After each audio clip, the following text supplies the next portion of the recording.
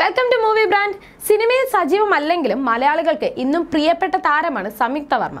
സിനിമയിൽ സജീവമായി നിന്നിരുന്ന സമയം നടനായ ബിജു മേനോനെ വിവാഹം കഴിച്ചതോടെ സിനിമയിൽ നിന്നും താരം പിൻവാങ്ങുകയായിരുന്നു.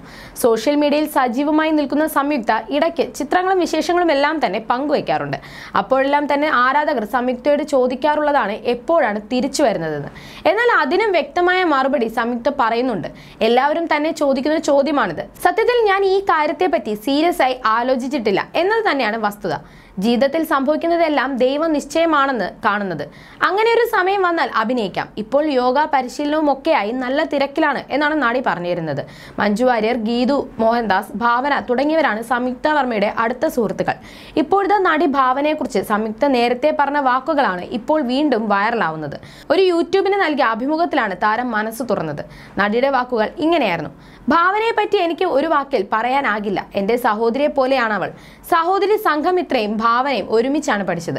ഭാവന നിങ്ങൾ കാണുന്നത് പോലെ സ്ട്രോങ് ഒക്കെ ആണെങ്കിലും കഴിഞ്ഞു പോയ 3-4 കൊല്ലം ആ കുട്ടി കടന്നുപോയിട്ടുള്ള മെന്റൽ ട്രാമ ചെറുതല്ലായിരുന്നു. ഭാവനയെക്കുറിച്ചുള്ള ചോദ്യത്തിന് മറുപടിയായി സംയുക്ത വർമ്മ പറയുന്നു: അവൾ കടന്നുപോയ അവസ്ഥയെക്കുറിച്ച് ഞങ്ങൾ വളരെ അടുത്ത സുഹൃത്തുക്കൾക്ക് മാത്രമേ അറിയൂ.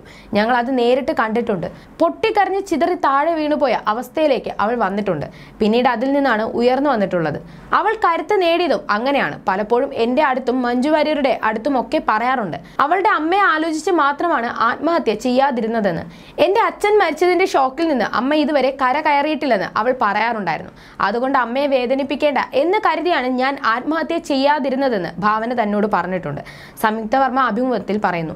ഭാവനയുടെ ഭർത്താവ് നല്ലൊരു വ്യക്തിയാണ്. ഒപ്പം ധാരാളം നല്ല സുഹൃത്തുക്കളും അവൾക്കുണ്ട്.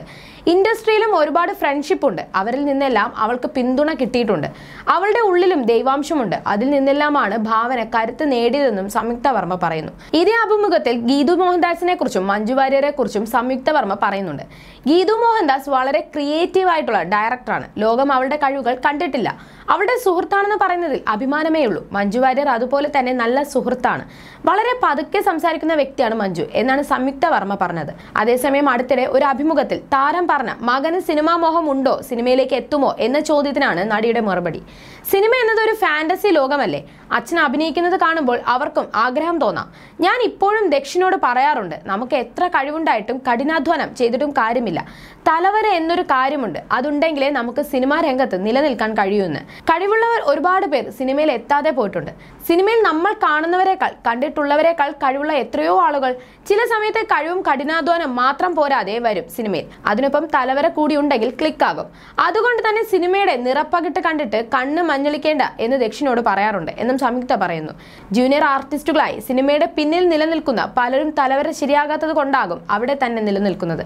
കഴിവോ കഠിനാധ്വാനമോ ഇല്ലാത്തത് കൊണ്ടല്ല, തലവര ഉണ്ടെങ്കിൽ പിന്നിൽ നിന്നും മുൻപിലേക്ക് വരും. താരമുഖം ഇല്ലാത്ത സാധാരണ മുഖമുള്ള എത്രയോ പേര് ക്ലിക്കാകുന്നുണ്ട്. അതൊക്കെ തലവരയുടെ ഗുണം കൊണ്ടാണ് എന്നുമാണ് സംയുക്ത പറഞ്ഞത്.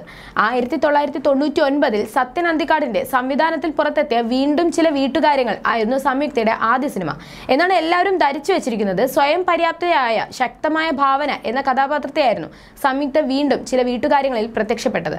എന്നാൽ അതിനു മുൻപേ താൻ വെള്ളിത്തിരയിൽ എത്തിയിരുന്നു എന്ന രഹസ്യവും സംയുക്ത പറഞ്ഞിരുന്നു.